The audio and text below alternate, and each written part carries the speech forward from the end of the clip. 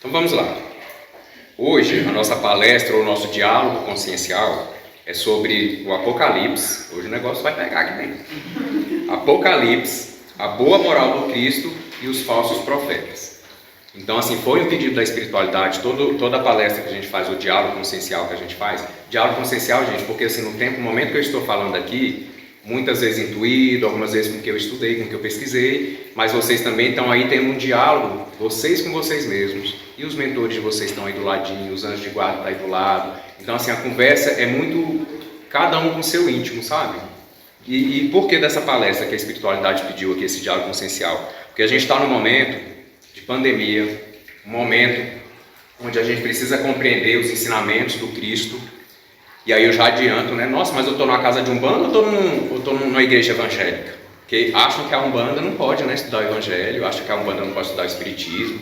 E isso não tem, né, gente? Não tem fronteira. Acho que não deveria ter para religião nenhuma, mas principalmente para nós da Umbanda, nós acreditamos no seguinte: tudo que é bom, nós devemos usar, nós devemos compartilhar, nós devemos buscar. E não tem, a Bíblia não é de uma religião, né? Nem o Cristo deixou a Bíblia, como nem o Cristo instituiu nenhuma religião.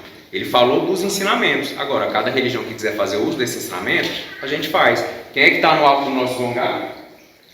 Nosso Cristo, Oxalá. Por quê? A Umbanda é uma religião cristã monoteísta.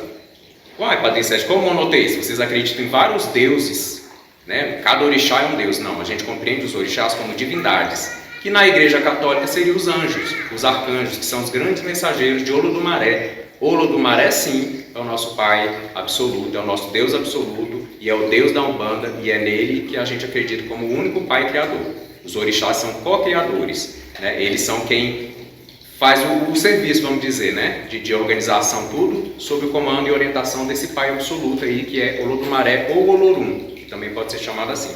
Então a Umbanda é sim cristã, e a Umbanda é sim monoteísta. Então a gente precisa entender. Agora, nesse momento, a ideia, né, é nos ajudar aqui a entender a confusão entre o Apocalipse, entre ser cristão, o que é ser cristão? Mas ser cristão de verdade, sobre o Evangelho e também a boa moral pregada pelo Cristo. Tudo isso a gente precisa entender, porque estão fazendo muita confusão, para a gente poder ser um pouco mais coerente na nossa caminhada, no nosso dia a dia. E aí também vem a questão dos falsos profetas. A gente tem que ter muito cuidado, ainda mais neste momento, né? Então vamos lá. Apocalipse é o fim do mundo, gente? O planeta vai acabar? A vida na Terra vai acabar? É o fim dos tempos, que a gente ouve falar, né? Apocalipse é o fim do mundo, é o fim dos tempos, é o fim da humanidade, é o fim do planeta Terra? Não, não tem nada a ver com isso. Eu até pouco tempo, não vou mentir para vocês, até pouco tempo, para mim Apocalipse era isso, né? Apocalipse era a revelação do fim do mundo. Mas não é isso. Apocalipse é uma revelação, mas não do fim do mundo, mas de um fim de um ciclo, de uma transição planetária que a gente está vivendo. Então eu fui lá atrás da etimologia da palavra Apocalipse. Na verdade, significa literalmente revelação. A revelação que o Cristo tem para nós, os nossos orixás da Umbanda, os nossos guias da Umbanda, enfim, todos os espíritos de luz que têm condição de compreender isso mais profundamente. Então eles vêm nos revelar muitas coisas, mas também tem um outro princípio aí dentro, de que cada um de nós tem que revelar o que está dentro. E esse é a grande descoberta. Não eu descobrindo quem são vocês, nem vocês descobrindo quem sou eu, mas cada um se autodescobrindo.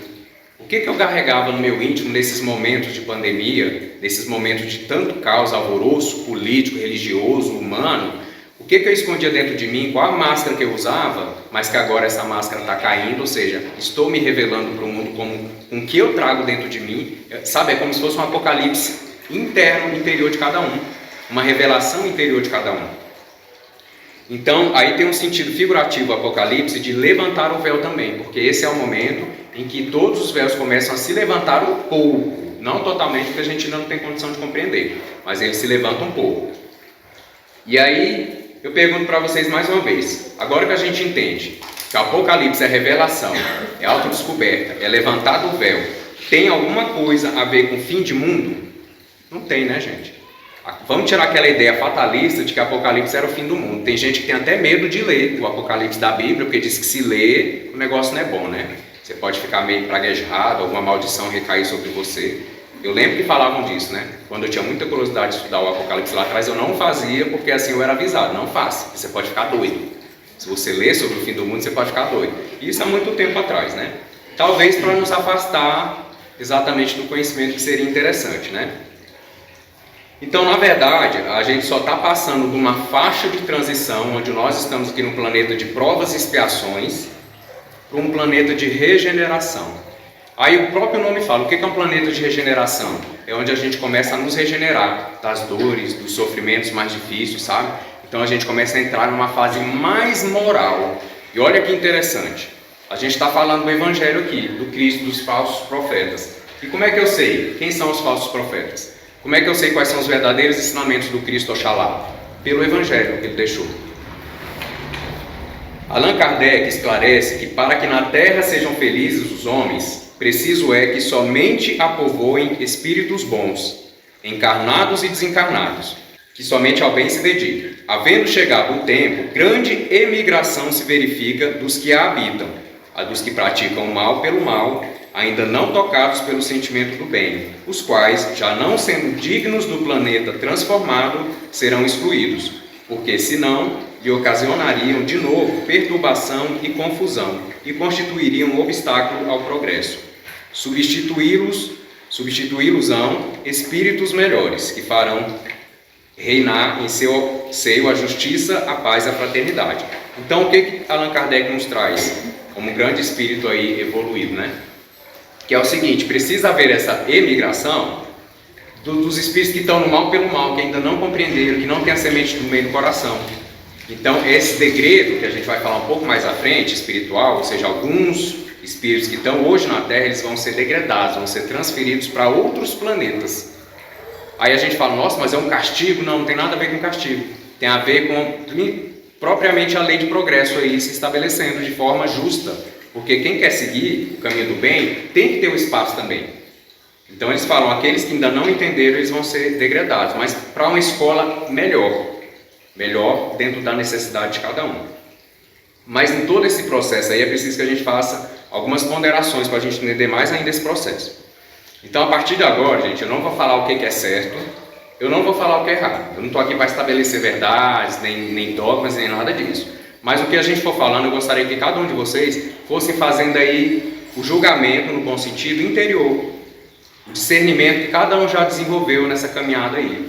Então cada um julgando. Então isso é assim, isso é assado, isso está certo, isso está errado. E eu? Como é que eu estou agindo no meu dia a dia? O mais importante é isso, né? Porque geralmente quando a gente está aqui dando exemplos, a gente pensa, né, no fulano do trabalho, no meu vizinho, mas não é. Cada um tem que se aplicar aqui, porque quem está aqui, quem está ouvindo, é para se auto-aplicar. Ninguém veio aqui ouvir para poder julgar os que estão lá fora. A gente veio ouvir para poder nos reformar intimamente. Então eu peço que vocês façam esse trabalho aí de discernimento de vocês para com vocês mesmos e vocês estabeleçam o que é certo e o que é errado. Eu acho que isso vai ficar muito claro aqui ao longo do nosso diálogo aqui. Nos lembram os espíritos que a grande transição pela qual estamos passando é primordialmente em nossa natureza moral. Ora, o que é moral? Aí eu já falei, a gente vai para um planeta, a gente está saindo de um planeta de provas e expiações, onde o sofrimento ele é mais físico.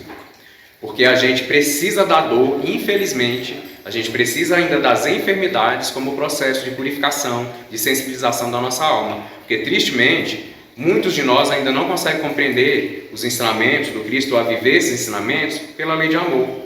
Aí a dor vem como aquela grande alvissareira, aquela grande professora, né? Nos lembrar de que a gente precisa mudar para o nosso bem. Não é para o nosso mal, é para o nosso bem. Mas saindo desse planeta de provas e expiações, a gente vai adentrar aí a partir de 1057, segundo os espíritos, né, no planeta de regeneração. Aí a gente começa a trabalhar mais a nossa questão moral. Aí as doenças, as curas para as doenças, elas começam a vir. Aquela história de doença incurável não vai existir mais. Claro que vai precisar de um tempo, né, gente? Vocês veem a ciência como deu praticamente um grande salto, né? A gente não fala em salto, mas é só uma forma de falar. Antes, uma vacina para ser desenvolvida era 20, 30, 40 anos. Talvez menos, talvez mais. Os testes eram exaustivos, né? Olha a vacina, o coronavírus, né? Porque tecnologia, estudo. Agora, vamos imaginar também os cientistas, né? O trabalho que eles tiveram, porque enquanto a gente ainda estava vendo muitos de nós como se não existisse pandemia, os cientistas estavam sem dormir, trabalhando o tempo inteiro, nós se alimentando para conseguir. Então, vamos lembrar de agradecê-los aí. Então, o que é moral? Para a gente entender essa transição planetária e saber que neste momento agora, a gente vai começar a trabalhar mais as nossas questões morais, que tem muito a ver com o nosso campo emocional. Gente, olha como é que estão as nossas emoções. Eu costumo dizer que nós somos assim, sabe aquelas crianças birrentas? É o nosso corpo emocional.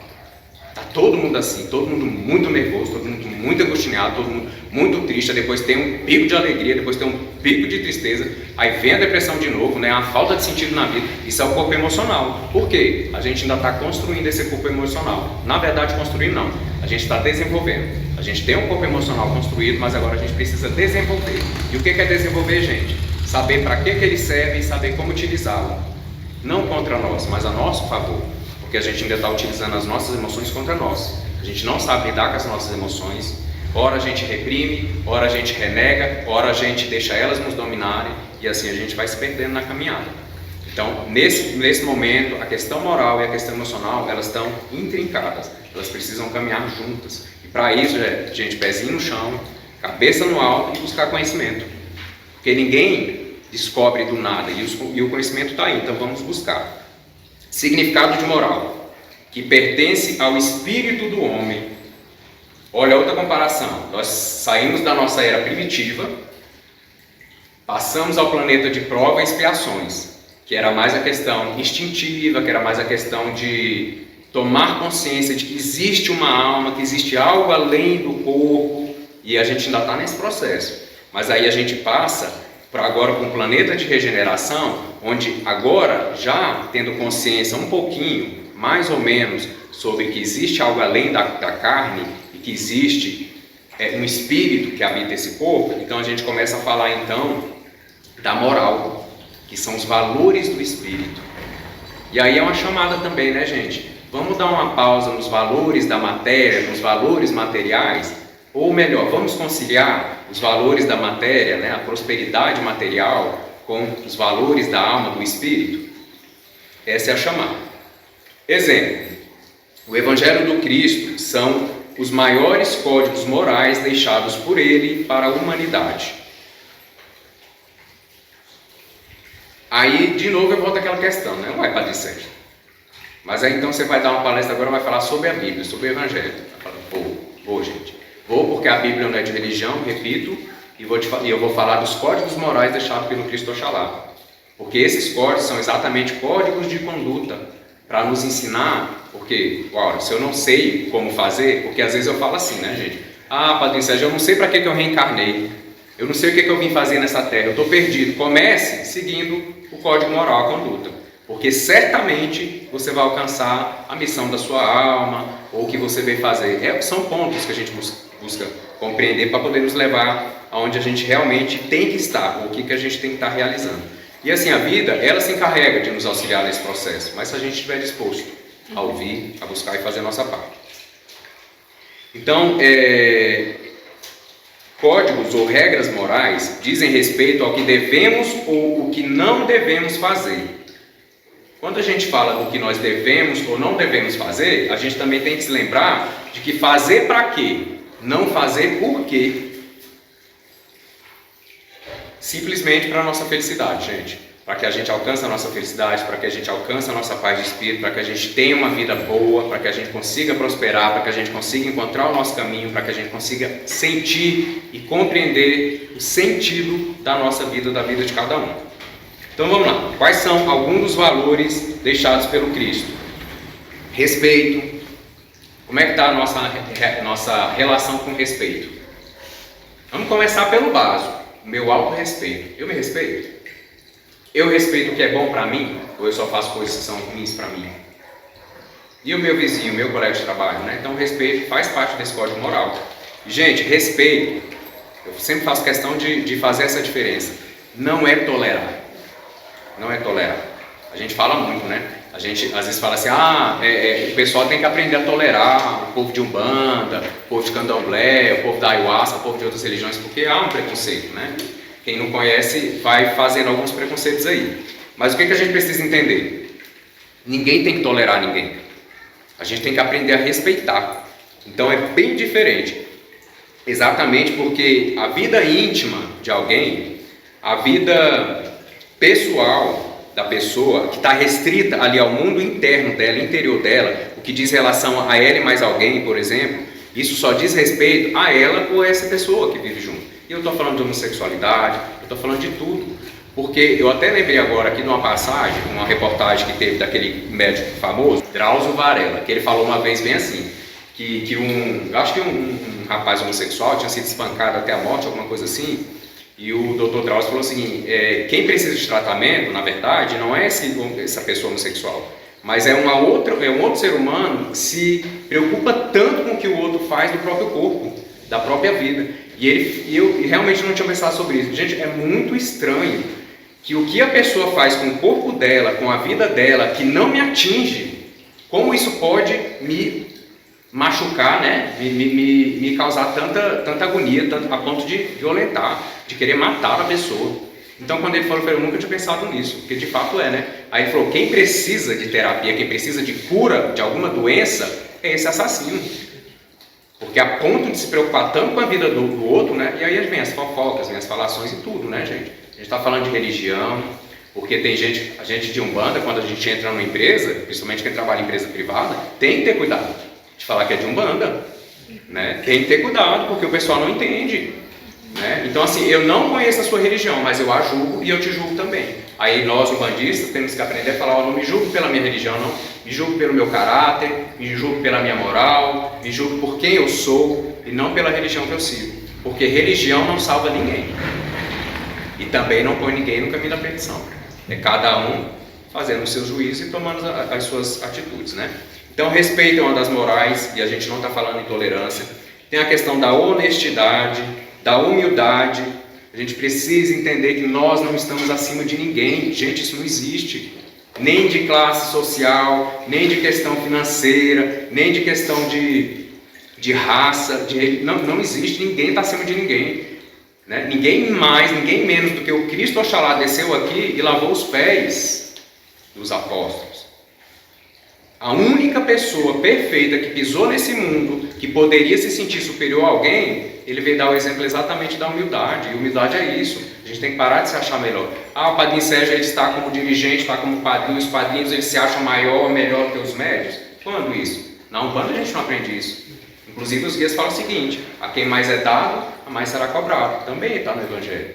Então os nossos guias é assim, quando eles começam a perceber que tem algum ego, vaidade, fala assim, meu filho, você tem que dar uns passinhos para trás, né? Porque aqui é assim, quem mais sabe, mais humilde é. Já utiliza melhor a sabedoria, o respeito pelo outro, a humildade, a simplicidade. Inclusive, é a tríade de sustentação da Umbanda. Simplicidade, humildade e pureza de propósito. É a tríade. Simplicidade com os caboclos, pureza de propósito com as invejadas e humildade com os pretos velhos. Eles são a tríade de sustentação da Umbanda. Outra qualidade aqui, empatia. Outra, justiça. Gente, justiça é agir para o bem de todos. Por que eu falo isso? Porque é assim, tem alguém da minha família que cometeu um crime, aí eu não quero justiça, né? Eu não quero justiça, eu não quero fazer justiça com as minhas próprias mãos, eu não quero que ninguém faça justiça com as próprias mãos. Gente, vamos perdoar, ele errou, mas meu irmão quer acertar, meu primo quer acertar, mas quando é com outro, aí a gente invoca aqui o nosso pai Xangô, fala, Xangô, desce o machado na cabeça dele, acaba com a vida dele, porque ele fez errado. Pai, gente, que justiça é essa? Para os outros, eu quero ela nua e crua, ceitil por ceitil. Mas quando é com o amado ou quando é comigo, aí eu quero misericórdia. Então vamos pensar, que justiça é essa? Então, os dois pratos da balança, elas têm que estar em equilíbrio. E não há duas medidas, é uma medida só. Então a gente tem que pensar sobre essa justiça que a gente quer. Se você fica neutro em situações de injustiça, você escolhe o lado do opressor. Todo mundo já deve ter ouvido isso, né? Se tem alguém fazendo injustiça com outro alguém e a gente dá um passinho para trás e fica calado, a gente está do lado do opressor. Tem a ver com aquela historinha de quem cala consente? É engraçado, né? A gente se movimenta mais para fazer coisa errada do que fazer coisa certa. Então, se tem alguém causando uma injustiça ali, a gente não vai se envolver. Era que nem aquela história lá do passado que falava que em briga de marido e mulher não se mete a colher. E graças a Deus, hoje a gente já compreende que se mete a colher sim. Porque todos nós temos que cuidar de todos nós. E todas as pessoas de bem têm que cuidar das pessoas de bem. Sabe por quê? As pessoas que ainda não entenderam o princípio do bem, as pessoas, vamos dizer assim, que ainda estão vivendo na ignorância, elas se juntam, elas se unem, elas gritam, elas falam o que elas querem. Mas as pessoas de bem não, cada um se recolhe, cada um fica no seu cantinho, e a pessoa que está sendo injustiçada ali, ela fica só, desamparada.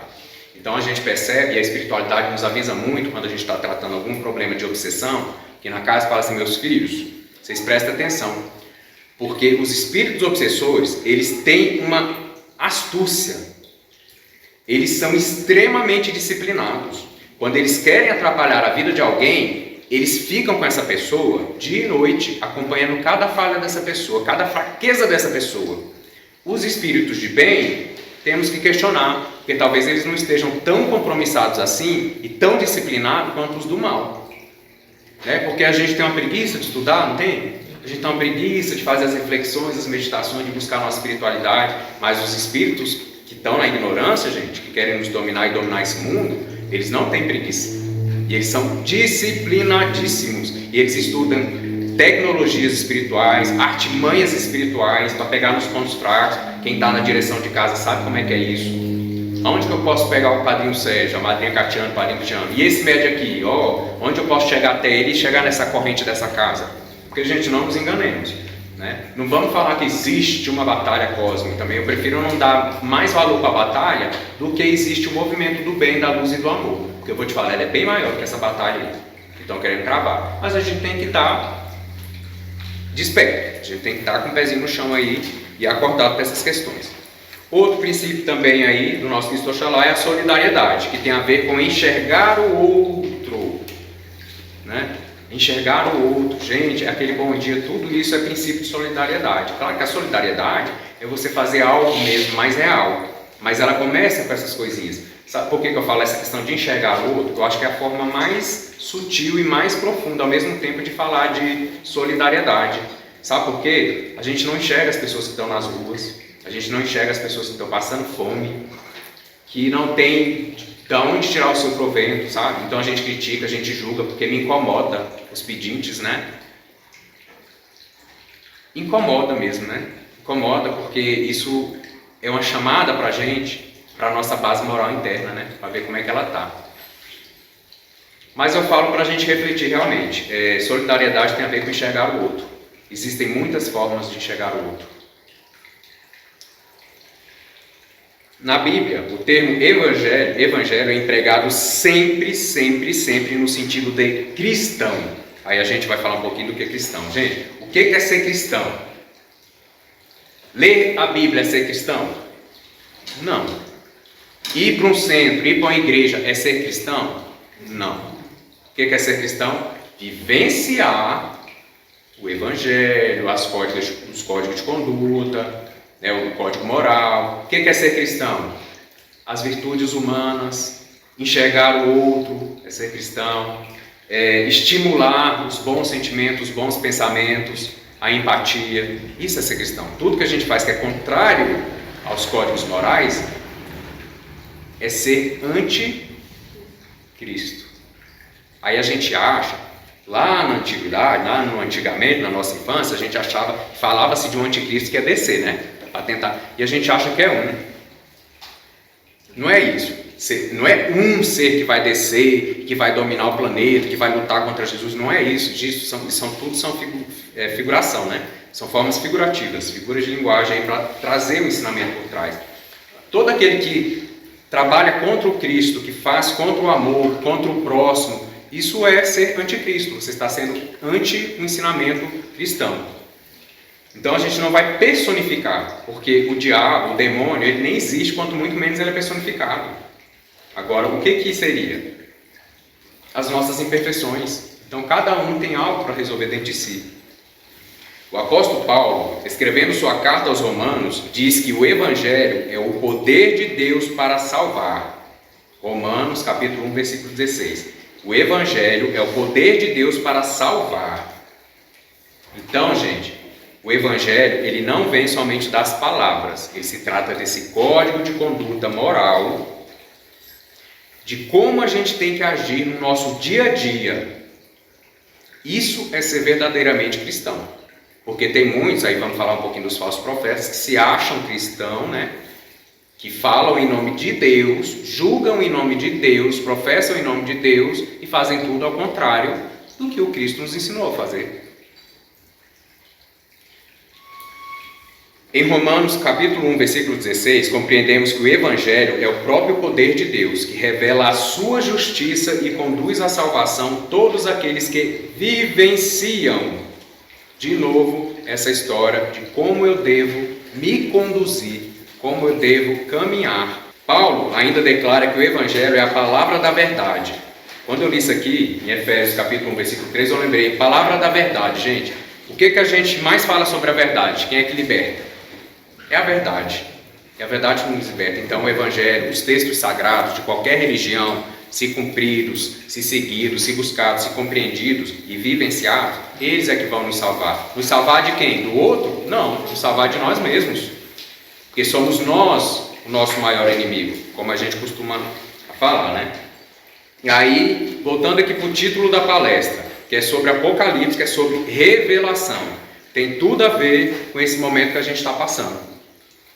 Gente, principalmente no campo da política, nós estamos passando assim, olha, a gente está sendo chamado, eu acho que a espiritualidade, os verdadeiros espíritos, os verdadeiros profetas de Deus aí estão nos chamando, falar assim, meus filhos, prestem atenção, qual o exemplo que eu vim dar na terra? O que aqui eu vim na terra? Sobre o que eu falei? Sobre o que eu falei que vocês deveriam fazer? O que vocês deveriam fazer, buscar? Então, assim, a espiritualidade e os nossos dias aqui mesmo têm nos lembrado muito dessa questão, nesse momento que a gente está passando. Então aí que vem aquilo que eu falei um pouquinho antes, cada um revelando-se em sua essência, em suas crenças, em suas posturas, nas suas religiões, na política, no trabalho, na família, em tudo. Cada um se revelando. Aí ó, o sentido de Apocalipse. Não é fim do mundo. É o fim das máscaras, é a revelação, é o levantar do véu. Então, cada um se revelando. Como é que eu estou me revelando na minha família? Como é que estou me revelando no meu trabalho? Como é que estou me revelando quando eu preciso falar de política? Porque não tem como. A política está em tudo. Está na escola, está na religião. Só que a política de verdade, né? Agora, a politicagem, a politiqueira, aí a gente tem que ter cuidado. E nós, como bons espíritas, bons umbandistas, bons espiritualistas, não importa, naqueles que buscam essa compreensão maior, a gente tem que estar consciente disso e tem que ser coerente. Não é o planeta Terra que passa pelo apocalipse, somos nós. A gente precisa entender que a Terra ela vai continuar. A natureza, os bichos, né? Porque todos os problemas que tem hoje no planeta, fomos nós que criamos, diga-se de passagem. O restante, homeostasia. O próprio equilíbrio, a natureza é poderosa. Mas então o apocalipse, na verdade, não é a Terra que vai passar pelo apocalipse. Somos nós. Cada um de nós estamos passando por esse apocalipse, que é o que? Levantar do véu, a revelação do que cada um de nós é na essência. Ou a gente acredita que o Evangelho, ele é do Cristo Oxalá, ele é um código de conduta, então ele vai me falar como eu devo agir, gente, ou então eu tenho que parar de me chamar de cristão. Ora, se eu não acredito no código de conduta, no Evangelho que o Cristo Oxalá deixou, então eu não tenho que me chamar de cristão. Eu não tenho que falar em nome de Jesus porque eu não sigo o que ele faz. Para eu poder falar em nome de alguém, eu tenho que, no mínimo, ser coerente com o que aquela pessoa me passou em nível de ensinamento e de vivência.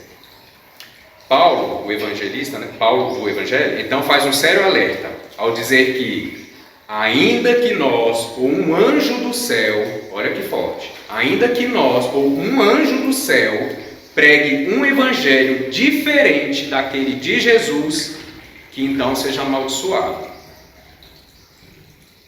Tem ou não tem gente pregando aí o evangelho meio torto? Matar, acabar, justiça com as próprias mãos, tem ou não tem? Será que a gente faz parte desse grupo?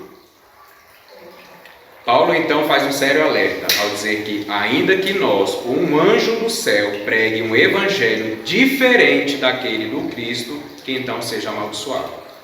Tirem suas próprias conclusões.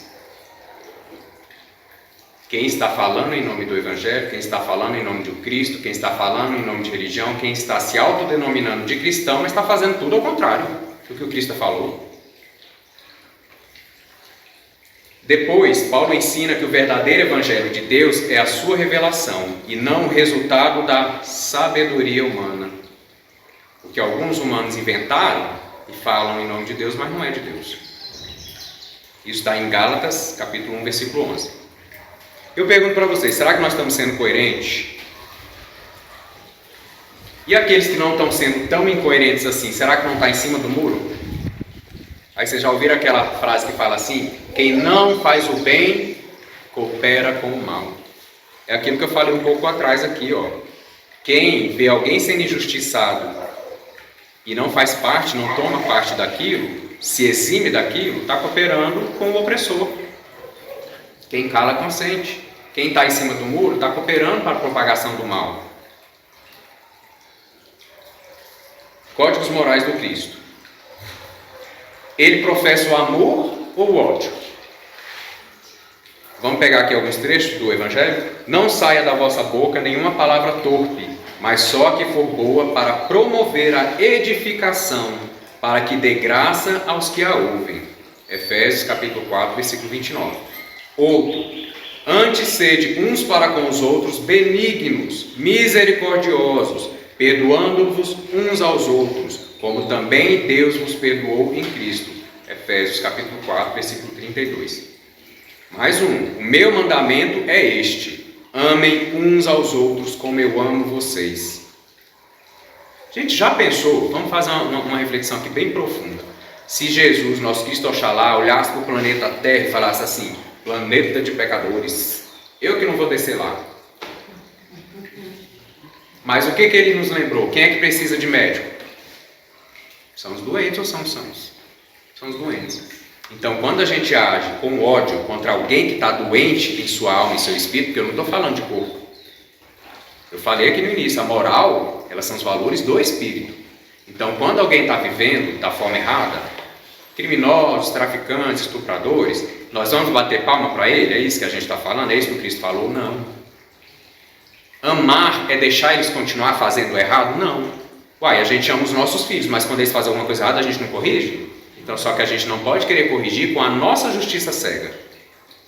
Existe uma justiça humana que é ela que a gente tem que recorrer, mas a gente tem que agir em nome do bem, em nome dessa justiça. Não eu querer fazer justiça com as próprias mãos, mas também não fazer a minha parte de achar que Deus, a espiritualidade, é os outros que vão fazer justiça, porque eu não tenho nada com isso. Não, a gente tem que se envolver porque o planeta é a nossa morada. Importante. Nós temos o dever de utilizar as nossas instituições, a justiça humana, para sanar o que é preciso. Outra pergunta. Jesus, ele professa a união e a compaixão ou a exclusão e a discriminação? Então, quem está excluindo, quem está discriminando, está sendo cristão? Não, gente. Servi-vos uns aos outros pela caridade, porque para com Deus não há acepção de pessoas. Ele professa a fraternidade, a solidariedade ou o conflito e o individualismo? Vamos ver. Vinde a mim todos os que estáis cansados e eu vos aliviarei. O ódio provoca dissensão, mas o amor cobre todos os pecados. O Cristo falou, o amor cobre a multidão de pecados. Ele professa a paz e a pacificação ou a guerra e a hostilidade? O amor não trata com leviandade, não se ensoberbece, não se porta com indecência, não busca os seus interesses, não se irrita, não suspeita mal, ele não folga com a injustiça. Isso é amor, né, gente? Mas folga com a verdade.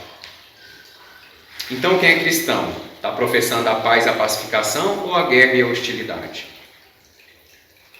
Ele fala em perdoar ou ele fala em acusar, perseguir e matar? O que o Cristo falou para a gente? Senhor, até quantas vezes pecará meu irmão contra mim e eu lhe perdoarei? Até 7? Jesus lhes disse: não te digo que até 7, mas até 70 vezes 7. Quer dizer, não tem quantidade.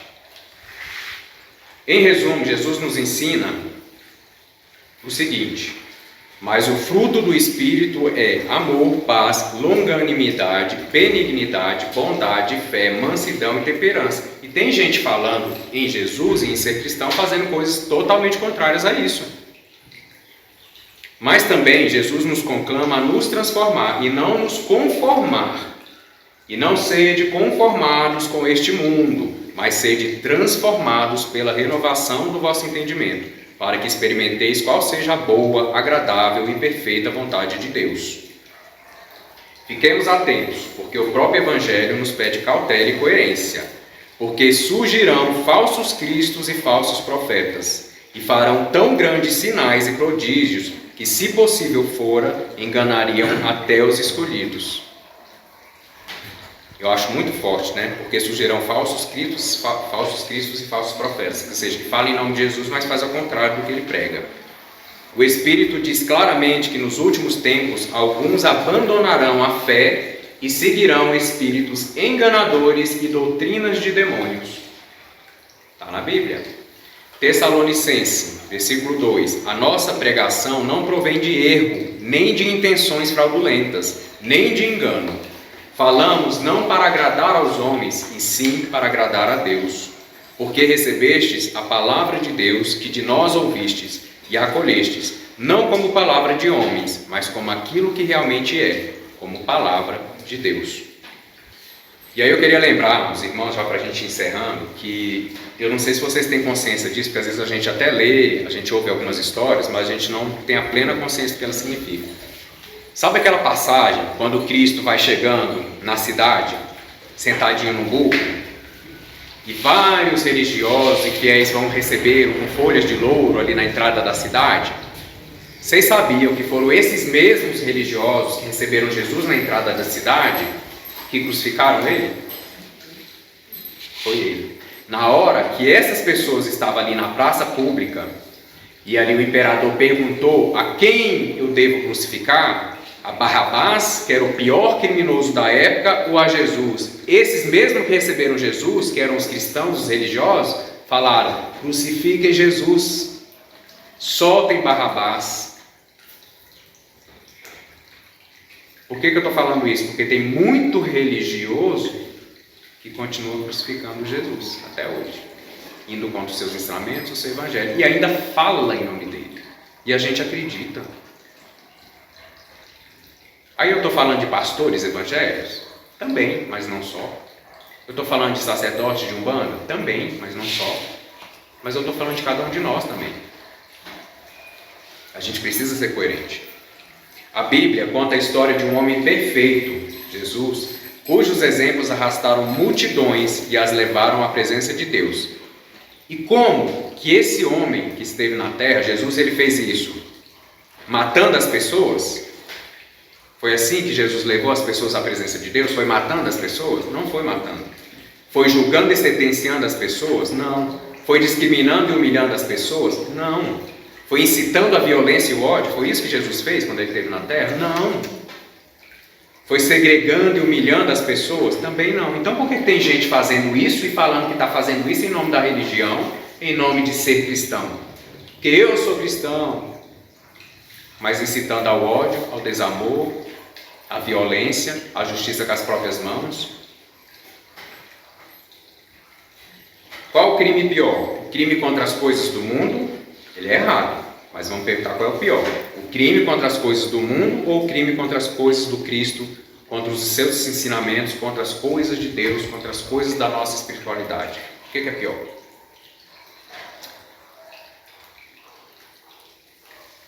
E aí é importante a gente deixar claro que Jesus, com todos os seus ensinamentos, nunca nos pediu para a gente ser negligente, para a gente ser omisso, não. Gente, é o que eu estou falando. Quando a gente fala que a gente tem que amar o nosso inimigo, que a gente tem que perdoar os nossos inimigos, que a gente tem que olhar para os criminosos de outra forma, obviamente que a gente ainda não consegue, talvez a gente ainda não consiga amá-los.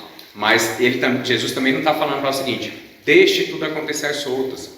Mas uma coisa eu ainda não consegui perdoar, eu ainda não consegui conviver. Tudo bem, mas eu estou tentando. Outra coisa é eu querer a morte dessa pessoa. Outra coisa é eu querer que essa pessoa sofra, porque eu não confio na justiça de Deus e eu quero fazer a minha justiça do meu jeito. Como se nós lá atrás não fizemos também, não tivéssemos feito nada disso. Quando a vida estiver dolorida demais, pare e pense, o que será que eu fiz para estar passando por isso? Porque Deus é justo. Se está acontecendo, tem um porquê. Então eu tenho que ter um mínimo de abnegação e entender que existe uma justiça se fazendo. Confiar na justiça de Deus, fazer a nossa parte aqui na terra, porque a justiça do homem está aí também sob a outorga de Deus, porque senão ela não existia. É para a gente utilizar a justiça. Então, criminosos têm que ser presos quando assim for decidido? Tem que cumprir pena? Tem que responder pelo que eles fizeram? Tem, mas não com as nossas mãos aqui, ó. Porque senão a gente incide karma. Eu até cantando uma vez, meu irmão me perguntou, bem assim, a gente tinha televisão e aí passou uma questão do estuprador de uma criancinha, uma menininha novinha, e o estuprador matou a menina. Gente, é uma das coisas mais difíceis, né? Estupro com criança e um adulto é muita coisa, muita informação. E meu irmão vociferou ali, né? Falei, é engraçado, não tem como a gente não sentir uma raiva, não querer o mal, não fazer justiça com as próprias mãos, principalmente se for da nossa família, porque quando é com da outra eu ainda consigo, né?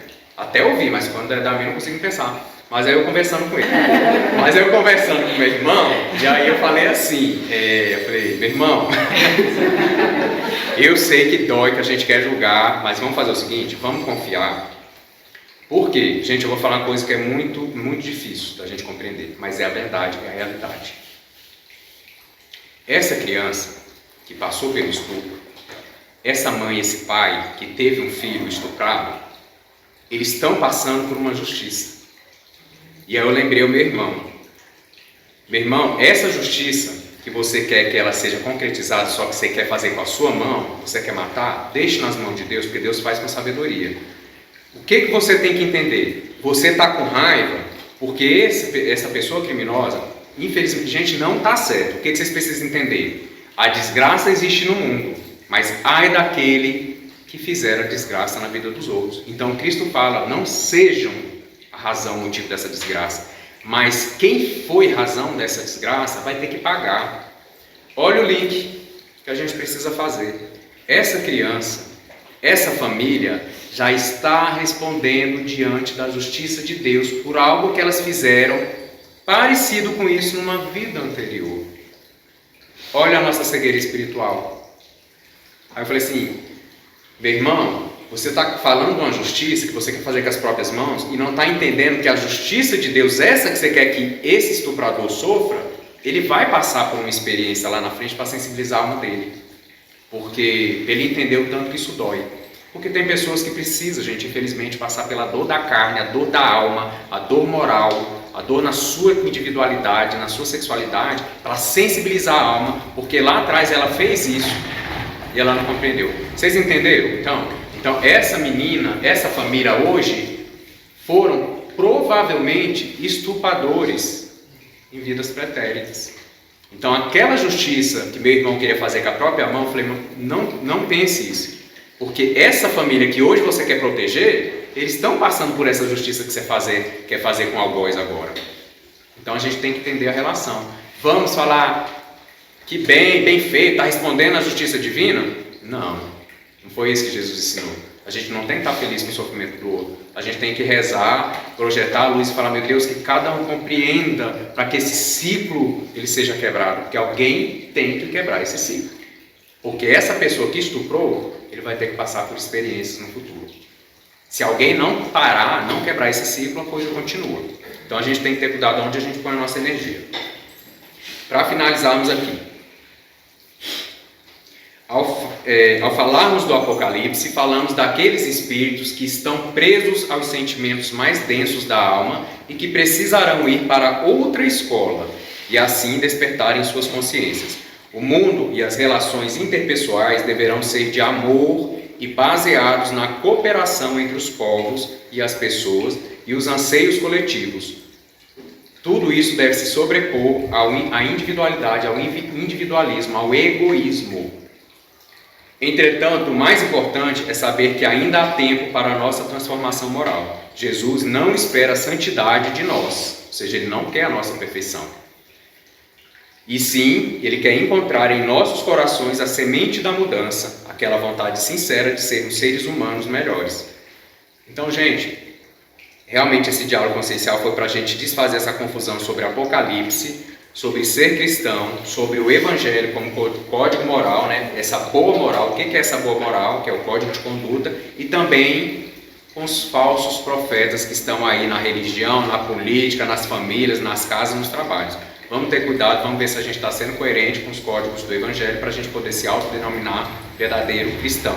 O cristão, gente, ele não incita o ódio, ele não incita a fazer justiça com as próprias mãos, ele não incita a matar o outro, ele não incita a acabar com o outro. O verdadeiro cristão, ele entende os ensinamentos do Cristo. Ele usa a justiça humana, ele usa as instituições humanas, mas ele faz o que é correto.